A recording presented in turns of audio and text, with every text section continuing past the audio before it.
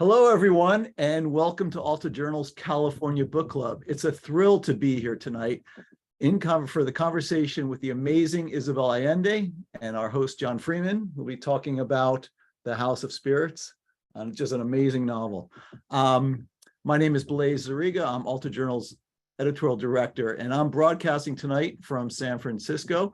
Once the chat comes up, I'd encourage everyone to please say hello and let us know where you're joining from.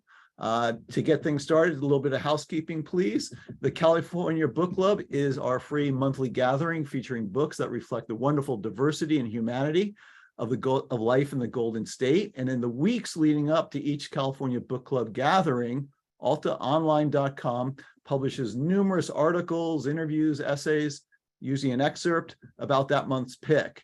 And if you haven't had a chance to read the dozens of pieces on Isabel Allende and her House of Spirits, you can go back and do so. Tonight's conversation will also be videotaped, so you'll be able to go back and watch that as well.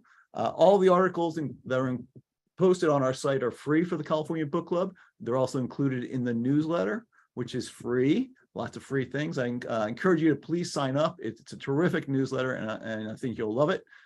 This club would not be possible without the amazing support of our partners, namely the Los Angeles Public Library, San Francisco Public Library, the Huntington USC Institute on California in the West, some of our favorite bookstores, Book Passage, Book Soup, Vroman's, Diesel, a bookstore, Books Inc., Green Apple Books, Bookshop West Portal, Narrative Magazine, and Zizava. And you too can support the work we do by becoming an Alta Journal member. It would help us produce these in-depth articles, essays, and interviews with authors like Isabel Allende. For just $50, you'll receive the award-winning Alta Journal Quarterly, which includes full digital access to the archive and our online exclusives, as well as this totally cool California Book Club hat. It's available in 4 different colors. And so watch for tomorrow's thank you email and recap. Will contain a link to this great deal, or sign up tonight at altaonline.com/hat. Or you can visit altaonline.com and become a digital member for just $3 a month. Without further ado, please let me turn this over to the host of the California Book Club, John Freeman. Thanks, Blaise. It's really nice to be here. Hello, everyone, coming from as far away as Bangor, Maine, and Hong Kong, and Sacramento, Omaha, Kodiak, Alaska, as well as just around the corner in Los Angeles, where I'm coming from today. Nostalgia as a term can sometimes be used as a pejorative, as an excess of sentiment. But if you've ever been away from home and you can't go back because home is lost, or you can no longer go back for other reasons, the meaning, the Greek meaning of nostalgia, which literally means the path home is full of pain, is not a surprise.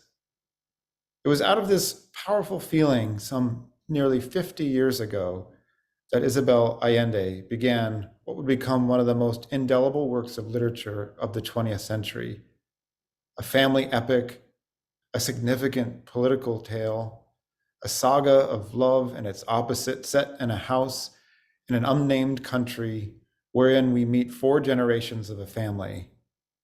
The book is called The House of the Spirits.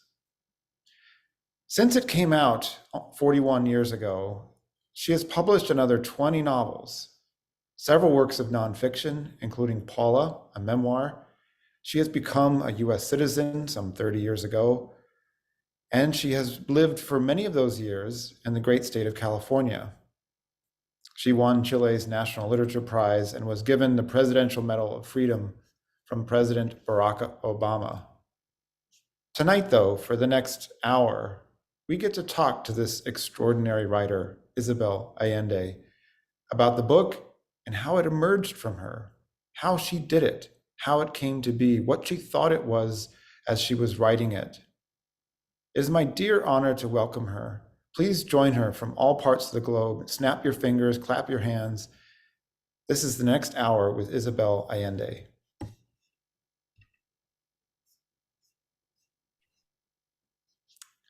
Greetings. Greetings to you. Thank you for having me here. It's an So honor. nice to meet you and to talk to you about this book, which I adore. Here's my edition, which is a reedition, An a old one. paperback edition from the early 1990s. You have the original first edition cover behind you over your left. This is the original in Spanish.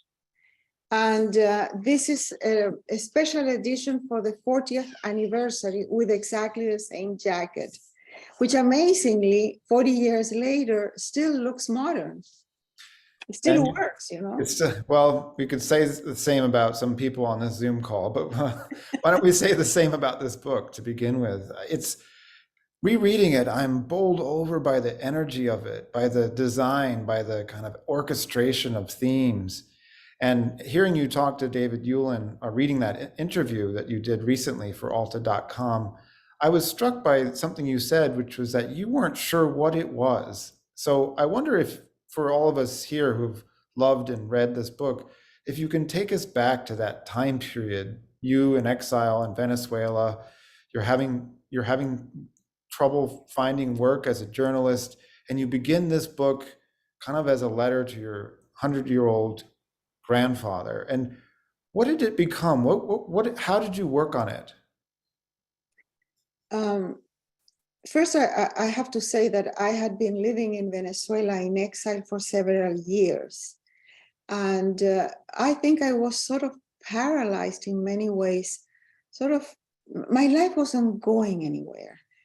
My husband was working in a province far away. We'd get to see each other every 2 months.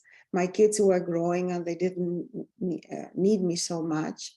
I couldn't find a job that I really liked. I had a job at that time, 12 hours a day, working in a school. And so I had the feeling that nothing that I was doing really represented me, that I was going to be 40 years old with nothing to show. And at that point, I got a phone call from Chile that my grandfather was dying. And I used to write to him often. And so I began another letter for him, which somehow I knew he would not be able to read, because by the time the snail mail got the letter to him, he would probably be either incapacitated to read it or dead. And I started writing to tell him that he could go in peace, because I remembered everything he had ever told me. All the anecdotes of the family, my grandmother, his own life, everything. And to prove it, I started retelling him the story of my great aunt Rosa, who was my grandfather's first fiancée. And she died in mysterious circumstances, apparently poisoned. That was never clear in the family and was never talked about the way she died. But her photograph, a very old sepia portrait, was always on the piano. And my grandfather would say that she was beautiful as a mermaid.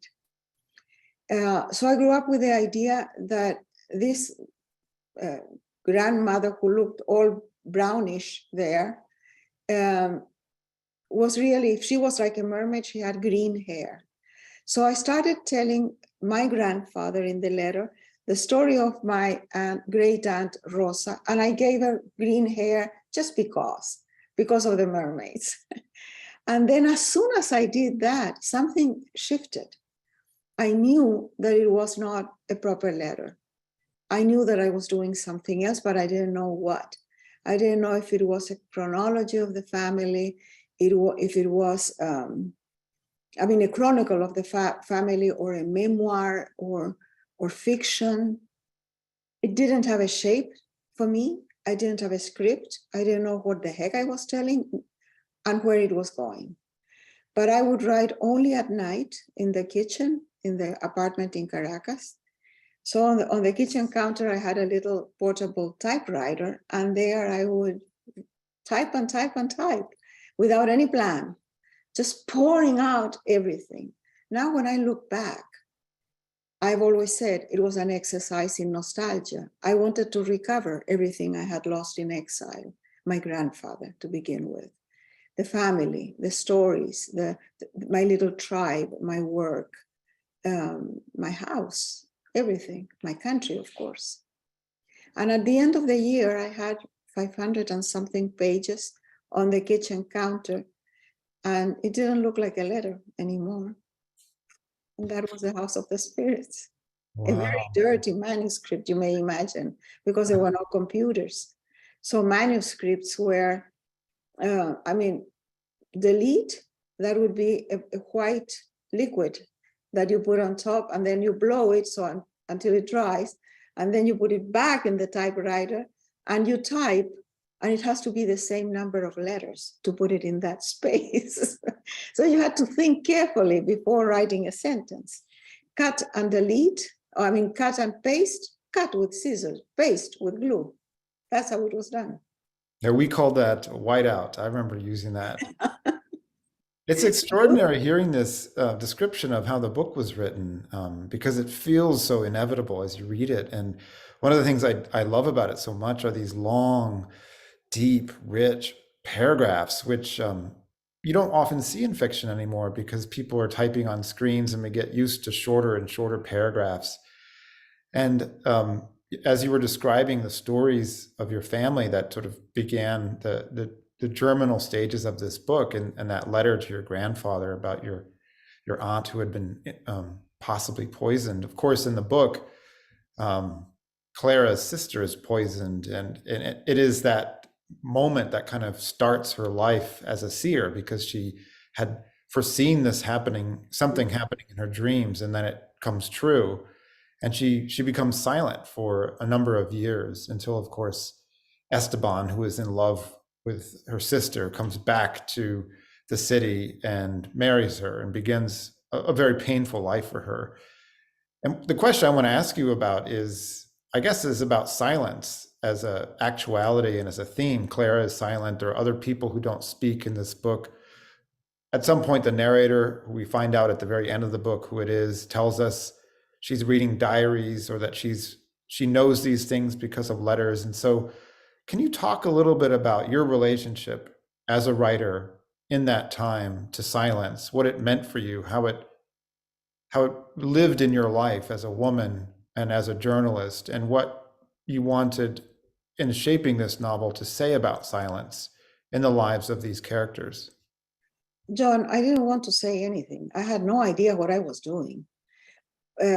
We can find meaning to things, and there is meaning, I'm sure. But as a writer, at least that's the way it happens to me. I write out of impulse, intuition, in a very organic way. I just pour things out.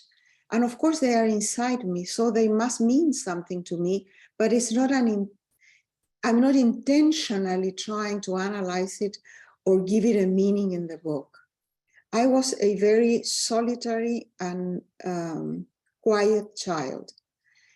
I spent much of my time in silence and reading.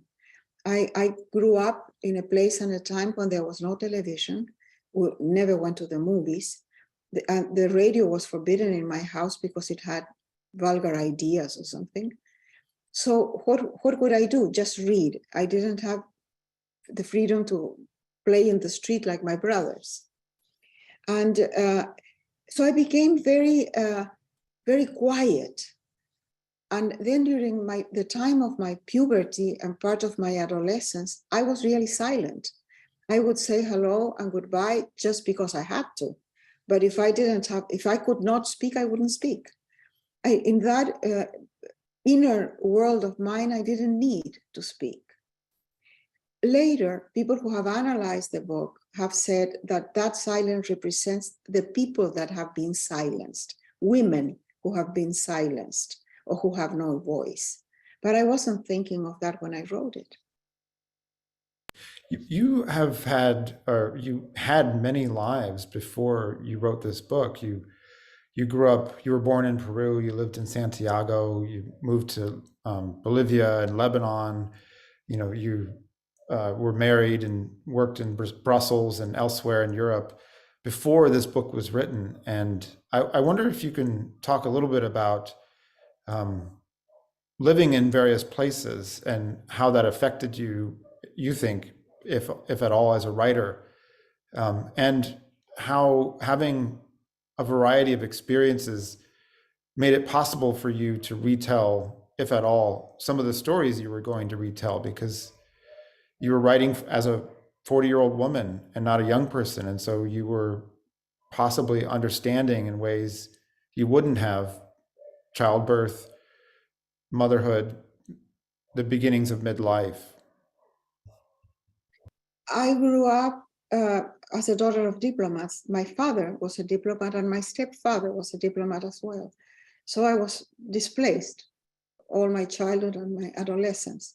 And finally, when I could really get back in Chile and plant roots there, I decided I was never going to move again. And I was married, I had 2 little kids, and I was really happy. I had a job that I loved as a journalist. But then we had a military coup, and I had to go as a political refugee to Venezuela. Then I became an immigrant in the United States. And because of my work and by circumstances, I have had to travel all my life. And when you ask me from where you are, I would say Chile, but just because it sounds exotic, not because I really belong there. I haven't been there for decades. Do I belong in California? Somehow, yes, but I have an accent and I will always be a foreigner here as well. So where do I belong? I belong in my books, in my memory, in my work, and I'm very happy here. But my roots are really in the books, I would say, and in memory. I think all that affects the way I write. And the fact that I have been in so many places, I know so many cultures, gives me a sort of, I would say, a very inclusive view of the world. Nothing is quite strange or alien to me. I feel at ease almost anywhere because people are people. They're all the same. I mean, with differences in language or color or customs, the people are the same. We all feel the same way. When I write, my works are about relationships and about connections. It's about the characters more than anything else, more than the stories. And the passions that move these characters are universal. And that's why my books can be translated to 42 languages and they work in other languages. Now, I have no idea how the translations are. They might be awful, who knows? Doesn't matter. The story sort of translates because what I talk about is what you and I feel, and it's always the same. We all want the best for our kids. We are all afraid of more or less the same things. We love and fear and want and dream alike. This is a good time to ask a question from the audience. Elaine writes via email, do you have a sense of the difference in questions that come to you from your readers based on country and in terms of receptivity to your levels of realism and mystery? I get hundreds of emails. I open my computer in the morning and you see this long rosary of emails and it's just discouraging sometimes. Will I have enough life to answer all this? The questions are similar. Many more women than men, right? Many of the questions are very personal. People who are have connected to one of my books for a particular reason. For example, when I wrote Paula, I got a lot of correspondence of people who had losses. Paula was my daughter and she died prematurely. And that's what the book is about. And so people who are mourning or have losses or have a divorce or are going through something tragic for some reason, they write to me. And they want to know if what they are feeling is okay. They connect with the book at a very sentimental, let's say, in a very sentimental way. And then I get letters that are funny, especially from young people. I get a letter, for example, for a young woman. She's 28 years old. And she says, I am in this abusive relationship. this guy treats me very badly, but he's so seductive and he promised me that he will change. And I believe him because really he's very smart. He knows that he's putting our relationship in danger. And I answer back and I say, let him go now. He's never going to change. He's going to get worse. Don't waste your time. This is on Monday. On Friday, I get a letter from the boyfriend who says, why, the boyfriend who says, why did you say that to my girlfriend? Now you have to write her back and tell her that, whatever. So there's that kind of connection that is extraordinary. And some people also ask if I believe in ghosts, if the spirits in the book are real or they are metaphors, if that kind of stuff, of question I also get. I want to ask you about your idea of character and fate, because one of the really compelling things about this book, as well as other books, is you see characters over time and you see them change. You see them love, you see them grieve. And in this book in particular, Esteban is such a complicated mix of grief and longing, of tenderness and rage. And I thought of him when you described the radio being forbidden growing up, because he smashes the radio his granddaughter is listening to, because he's listening to the songs, of her mother's, ex-lover. How do you feel about fate and character? Do you think people can change, or do you think they become more essentially themselves? I think that we have character traits that we will have all our lives, but we can learn to handle them. And we can change. We can change a lot. Let me give you a very recent example in my life. I just got married very recently. Mazel tov. Thank you. And this guy was born and worked and lived all his life in New York.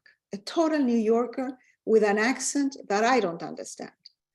And so we fell in love. He came to visit several times, and it was just crossing the continent. It was just too complicated. Eventually, he made the decision, he's a widower, to sell his house, give away everything it contained, and move to California. He came, I had to throw away his clothes because nobody dresses like that in California with a three-piece suit, nobody, and a tie. He changed completely. And now he retired, he's 80 years old, and he took 3 classes in UC Berkeley. He's studying Spanish. He's doing all the stuff that he never did in his very secure and perfect life. He's taking all the risks and changing completely into another person, which is a much more interesting person than the one I knew before. So it is possible to change, but the main traits, I think they remain. I mean, physically, for example, we can do a lot to be slimmer or fitter or whatever, but you will never grow in height. You will never look very different of the person you are, no matter how much plastic surgery. I mean, except for Kim Kardashian or whatever her name is, Kardashian. Who changes that much with plastic surgery? No one. So, it's interesting. I think that there's a lot we can do. My mother would say that we are born with a set of cards. And those cards are the ones that we have to play the game of life. And we cannot change the cards. They're given to us. And that's race, family, gender, age, and many other things. But you can play the game better or worse. And with the same cards, some person can make a fantastic life, and another person can just be ruined from the very beginning. So it's not all fate, but there is an element of fate in who you are when you are born. I was not born in Ukraine. I'm safe from what's going on in Ukraine because I wasn't born there. So that's already fate. Yeah, there's an extraordinary lottery in where and to whom we're born. And as what? I mean, we could have been born as another species. Of course. And in your books, especially in this book, love, to whom you give your heart or fall in love with, is often a big changer of fate. It is for many of the characters. You know, when one of the characters marries a sort of dissolute crook of a Frenchman with you know, strange sexual tastes, her life takes a very, you know, sad turn for a bit. And, you know, just Clara's life being connected to Esteban. And I think one of the things that lends drama and power and tragedy to this book is watching where people's lives could have gone another way. And that seems to be also the case in grief. You know, the Esteban's response to his mother dying, for example, it could have brought out a tenderness in him. And I wonder if you could go back to that scene where he goes to visit her, and she's bedbound, she's completely she's being eaten by worms, and it is, I can't get that scene out of my head, having read it weeks ago. And there's as much as love is a part of this book, death is this other thing that is clawing at it, that's gnawing at it in the themes. And I wonder if you can talk about death as a subject of this book. I know you're not trying to say anything, but it feels like there are plagues, there are ants, there are things that are kind of chipping away at people's lives. And is that a force that you felt as you were writing it? I think it's part of life. We are come here to lose everything, and things do deteriorate, decay, and die. And I was conscious of that since I was a little girl. And it's present in all my books. Death is a huge subject in all my books, and losses in general. As love is, and friendship, and solidarity, those are also themes that are repeated. And the other thing that is always in my book is power. Some people have power to abuse, and they can abuse power. The patriarch in the House of the Spirits, and other characters in other books. And death is always present, sometimes as liberation, like in the case of Clara, and some of the people who are tortured and they would rather die, and they do. And other times it's a terrible loss. In the case of Esteban, he is the only character in the book that lives from the first page to the last. The women come and go, and they are the narrators of the story. But the central character, the thread of the story is Esteban Trueba, who is a man who changes enormously along the way, and is motivated mostly by pride, by power, and by rage. He's a man with a terrible character. And the model for this character was my grandfather, who was not an assassin like Esteban, and was not a rapist, and he was an incredibly honorable man. But he was a man consumed by rage, that all his life he had to fight to control it, because anything could make him go out of his mind. To give you an example, he was a very young man, asleep at home with his wife in the bed. And in these houses, the old houses then, the windows or the doors were just on the street, there on the street. There was no garden between the street and the house. And he heard a noise, and he thought that someone was breaking into the house, and he took a gun and opened the window and shot from the back someone. Fortunately, he missed. It was a student who had touched the window with his umbrella. And he realized that he could have killed a person out of rage. And he never had a gun again in his life or in his hands. He was terrified of what he could do. Now, this man also was madly in love with his wife, with Clara, my grandmother. Madly in love, adored her, admired her, but tried to control her completely, possess her completely. She couldn't have a life but the life that he could give her, the life that he could have with her. And she was a free spirit. She was like water in his hands. She could never quite grab her.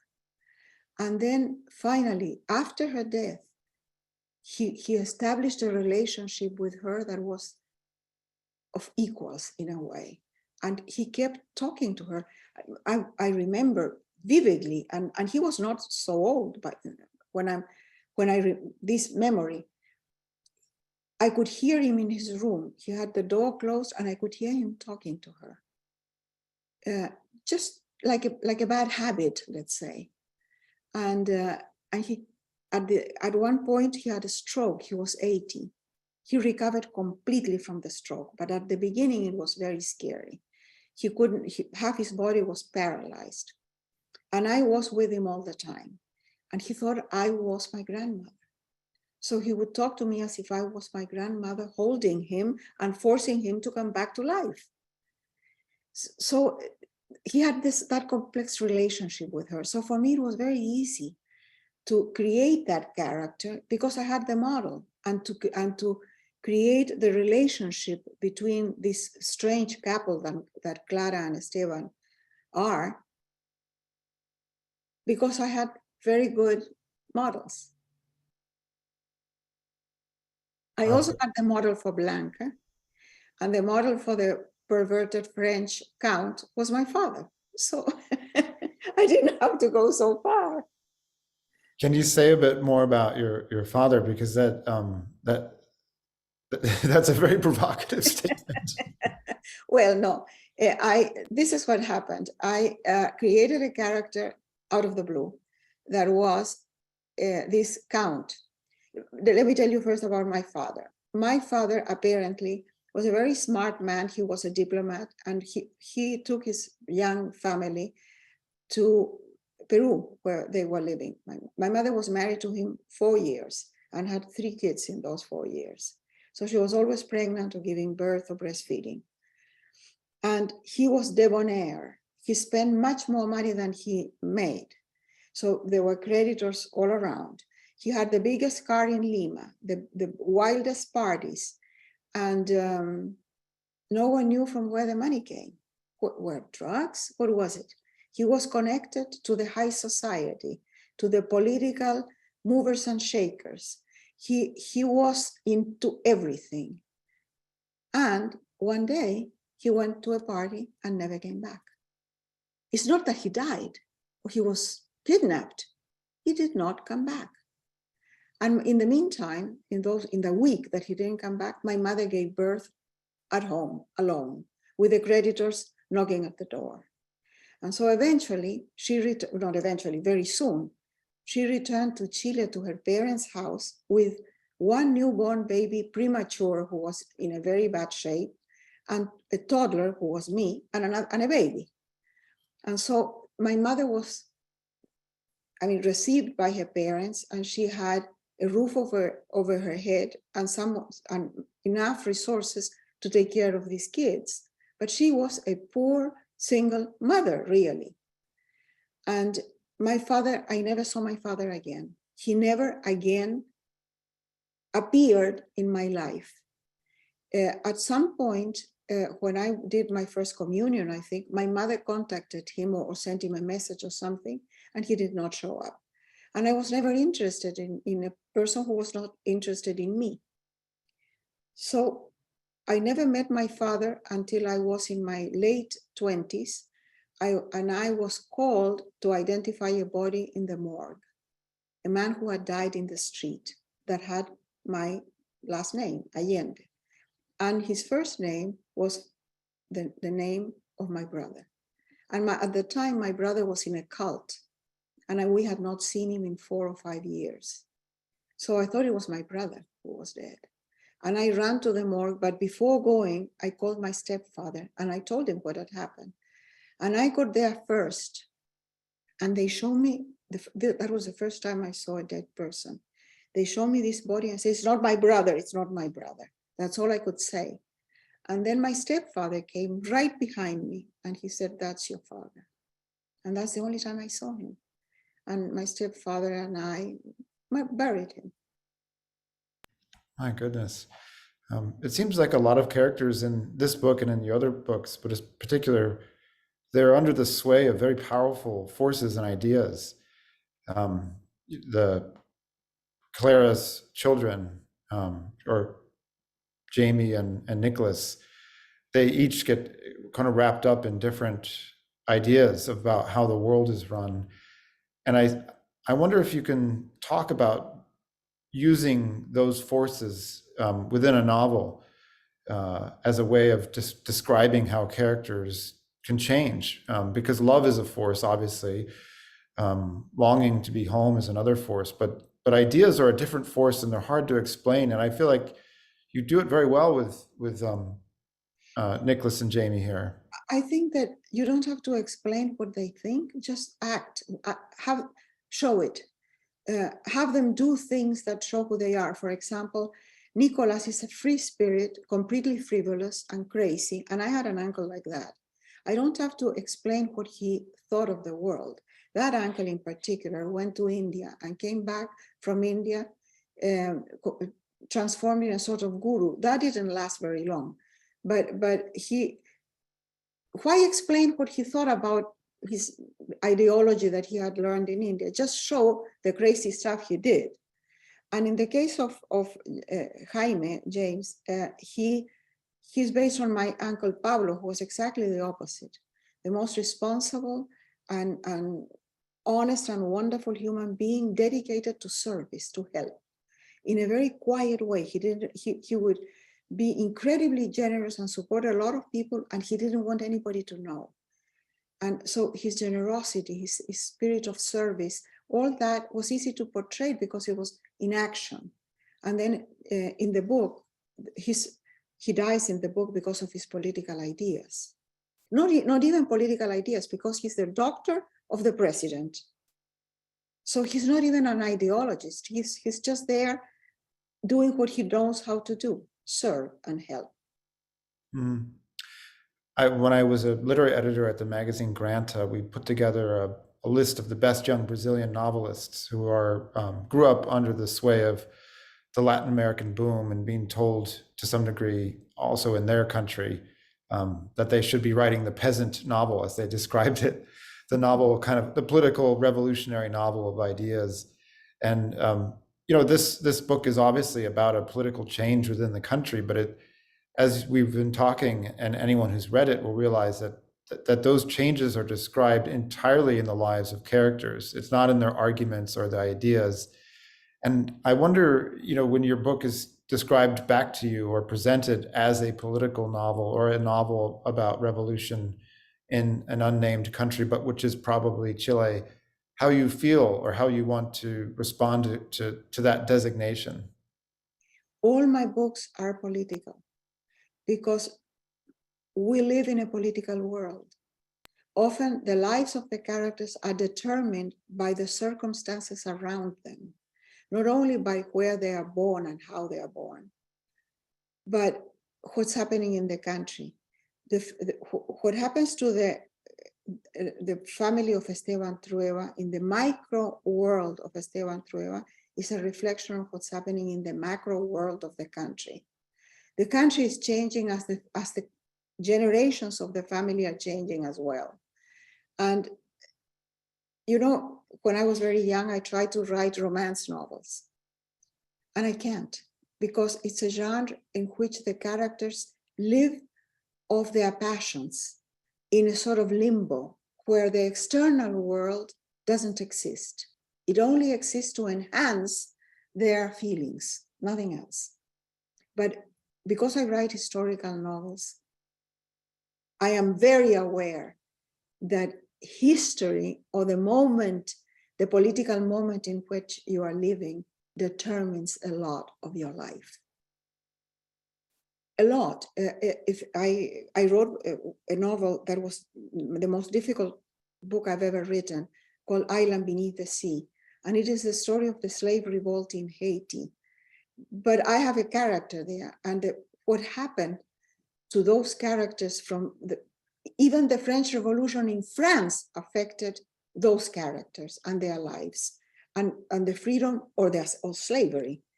So I cannot detach my characters from the world, and therefore it's always political. Yeah, it's very true too of the Japanese lover one of your more recent novels. There's a question from the audience, which I think relates to the general things that we're talking about right now. This is from Jay, who wonders if you worry about the rise of authoritarianism around the world, and if, in particular, if you worry for the US, given where you Yes, come from. yes, I do worry a lot. I think there is a rise of fascism in the world. Always, in every country, there is around 40% of the population that would prefer an authoritarian government. And usually those people are very conservative and they are very afraid of change. And when that is misguided and have the wrong political leader, it can turn to what happened in Germany, what happened in Italy, in so many places that they are, I mean, the most civilized and cultured countries in the world, where a dictatorship can turn really bad. I am very aware that that can happen in the United States, not because there is a majority that thinks that way. It's a minority that is very noisy and very well, very disciplined in a way. They vote together, they think the same way, and they are delusional in the same way as well. While the rest of us, and I think that probably you are in the same category, John, we are just there thinking that everything will be fine, and sort of trusting that the good will always happen eventually. Well, it doesn't. So I am aware of that constantly. And I get really discouraged and angry at my grandchildren when they are not interested. They don't vote. What?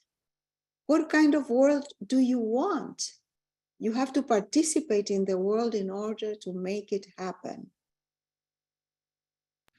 This conversation makes me want to talk to you a little bit about vengeance, because vengeance is part of the dialogue of a kind of new fascism, that a country will be taken back, that people who've been overlooked or been done wrong will finally get their just slice of the national pie.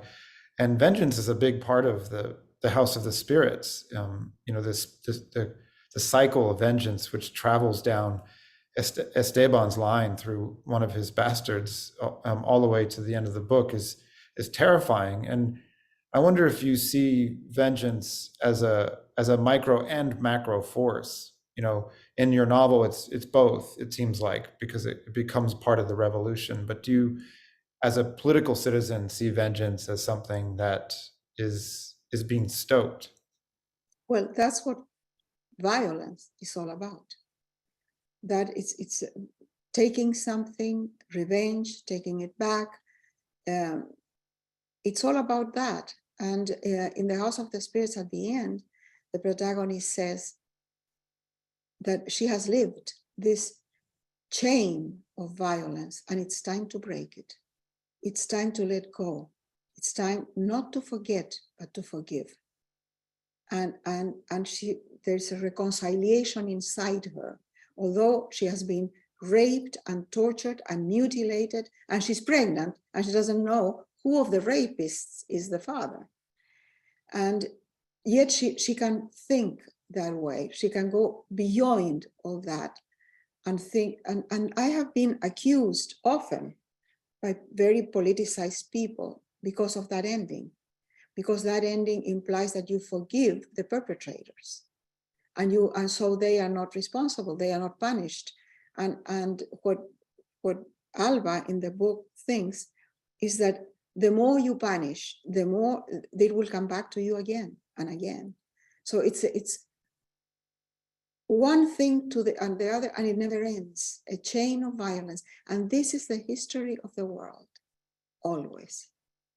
I've often wondered about the title of the book, because there's two articles, The House of the Spirits, and the spirits could be many things. But I feel like one of the ways that the spirits appear in the book is the spirits of the past that are being called back as sources of possible punishment and vengeance. But also of comfort. Yes. The spirit of Clara that is in the house is so present in the house that Alva sees her practically. She grows up with the idea that her grandmother is there and the grandmother is dead. And she speaks to her in crucial moments. Yeah, when she's in prison and she's dying, the grandmother comes and holds her and says, the thing is to live. We're all going to die. Dying is not the point. Living is the point. And forces her to swallow some water and to try to live. I'm resisting asking you a question about whether or not you actually believe in spirits, because I often feel like that question is asked as if forms of belief in reality are ridiculous.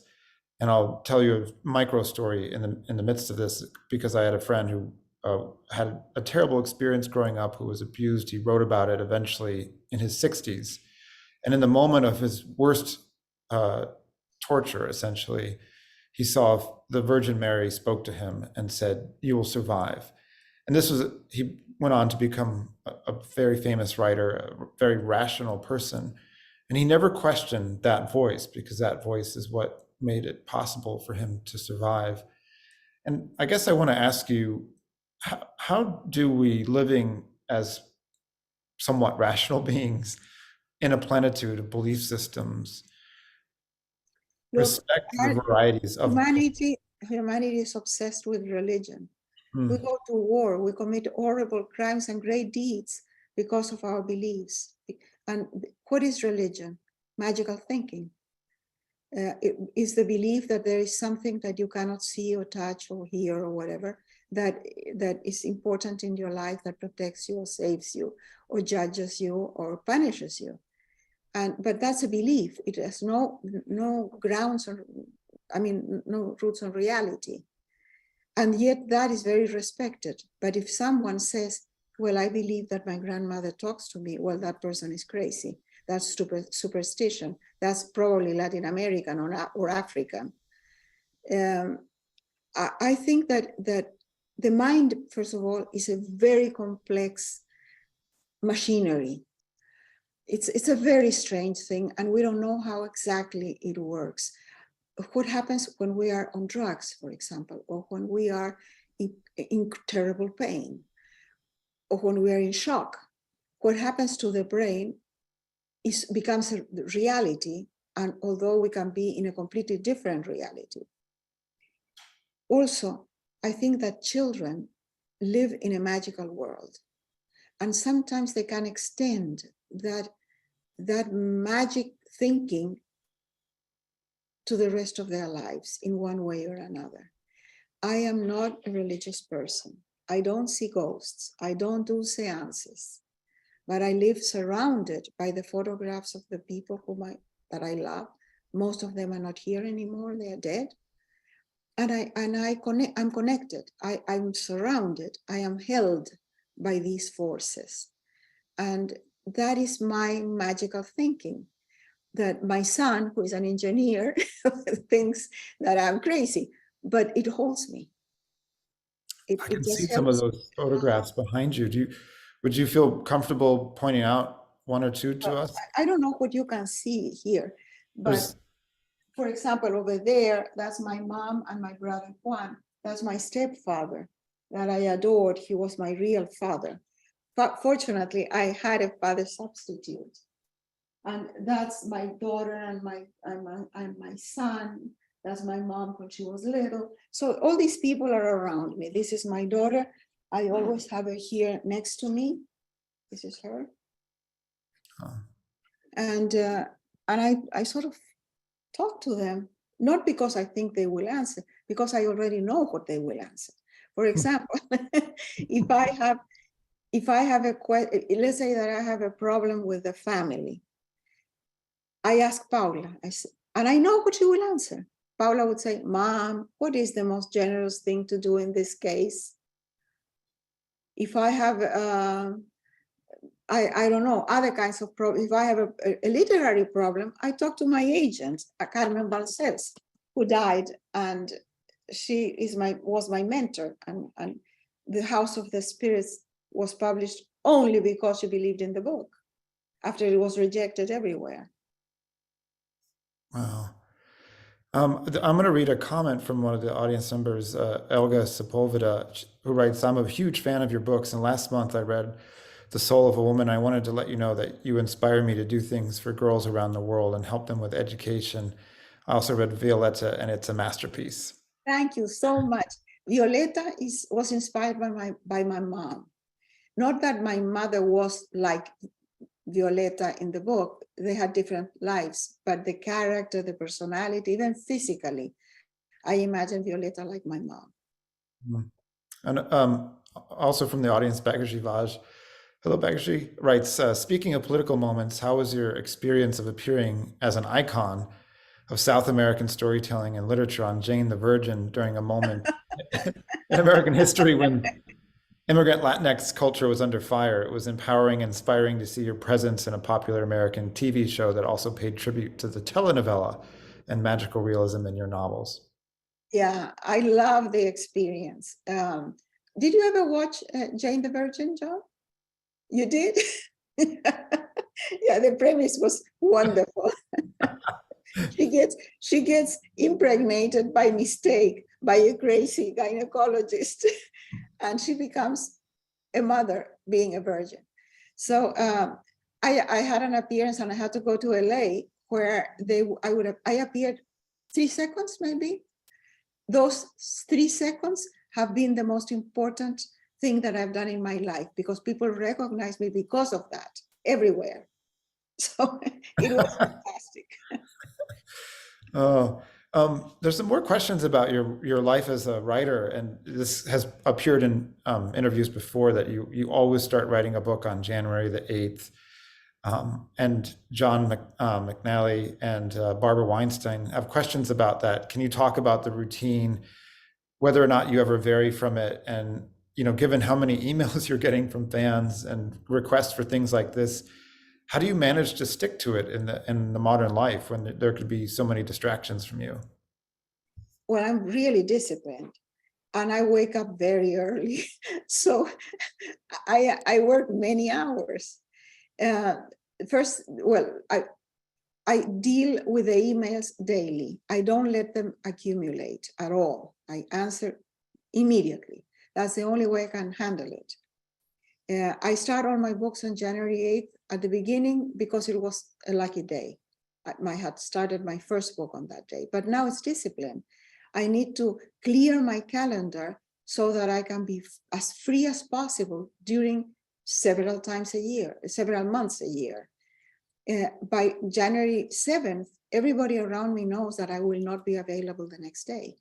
And so there's less social life, there's less demands, and somehow people respect the fact that I'm not available. So that helps a lot. And I write many hours a day, but before I used to have a sort of almost Prussian way of thinking. I have to write this much. Not anymore. I'm 80 years old, I'm done. So I decided that I would retire. I would retire from everything I don't like, but I like writing and I like researching. So I do that, but nothing else. I don't sign books. I don't go to festivals. I don't do blurbs. I don't do anything else. Just what I love. Yes, and it seems to have worked. For a while, I often saw that you were the most read novelist writing in Spanish around the world, which must be slightly an alarming thing to hear when you sit down on January 8th. I don't think about that ever. I write, I think of the story that I really want to write, because if I don't feel that need, that passion inside, I won't be able to finish it. I've always finished everything that I write because I choose very carefully what I'm going to write about. As an editor, I have so many questions for you, which I'll have to shelve for another discussion. I'm going to return to something you said in passing, which is that a mentor helped you early on with this book. Can you go back to that and tell us a little bit more about her and take us from her involvement to the moment of publication of this extraordinary novel? when I finished The House of the Spirits, I had 500 and something pages, as I said, on the kitchen counter. I didn't know what to do with them. My mother thought this is a book, and she sent it to several publishers in Latin America, and we didn't even get an answer, nothing.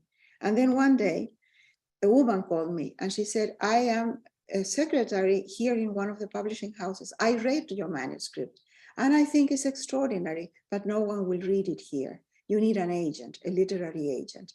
And she gave me the address of Carmel Sales in Spain. It was more complicated than that, but that's the way I got to her. And I was living in Venezuela. I sent her the manuscript by mail. And a month later, she called me and she said, this is a very good book, but anybody can write a good first book because they put there everything they know, everything they have experienced, everything they want, everything is there. The writer is proven on the second book, so don't quit your day job. And in the meantime, I will try to, I guarantee you that I will publish this. And she managed to get it published in Spain. And when the book was published in Spain, she invited me to Spain like a queen, I mean, like royalty.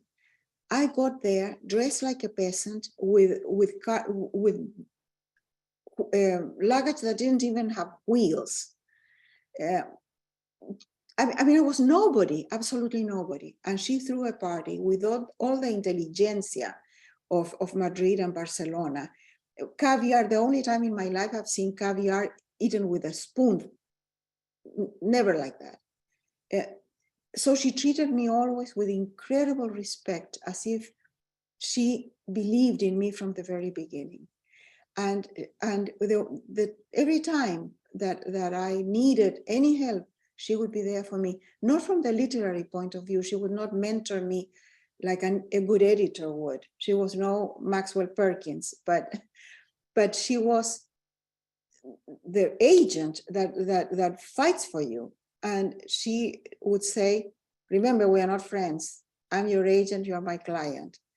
But she came to my kids' weddings. She was there when Paula died. She was my friend, my real friend. I miss her. It seems like a great way to end, considering this is also a book about friendships and relationships between powerful women. This has been an extraordinary conversation, Isabel Allende. I'm so grateful to you for making the time, for sharing all these stories with us, for this beautiful and wondrous book, which if you're listening and haven't read, I envy you the experience of reading it the first time. I want to say thank you to all the people in the audience, the many hundreds who've come tonight. This is a fabulous turnout.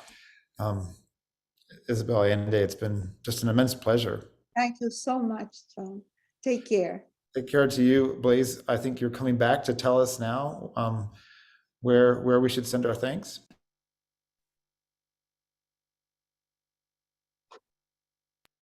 There we go. All right, I think I'm on. Okay, great. Well, you could just listen to that conversation. Thank you so much, Isabel. You're welcome. I mean, just amazing. Thank you. Wow. I mean, my mom's communicated with spirits my whole life. So this book good. So many levels. But big thank you to you, and big thank you to John, and big thank you to, I think, everyone on Zoom tonight. I think we had 1,000 people register. Tonight's program was recorded, and it will be up on CaliforniaBookClub.com tomorrow, or just navigate over to altaonline.com. You'll find it that way. Please be sure to join us next month for a National Book Award finalist, Claudia Rankin, and her amazing collection, Citizen. That will be on Thursday, April 20th at 5 p.m. And please don't forget the special offer to sign up for Alta Journal and get a special California Book Club hat. All right, it'll get on there soon. It makes a terrific gift. Or you can become a digital only member for just $3 a month. And finally, we would be grateful if you would participate in a 1-minute survey that will pop up on your screens as soon as we end the event.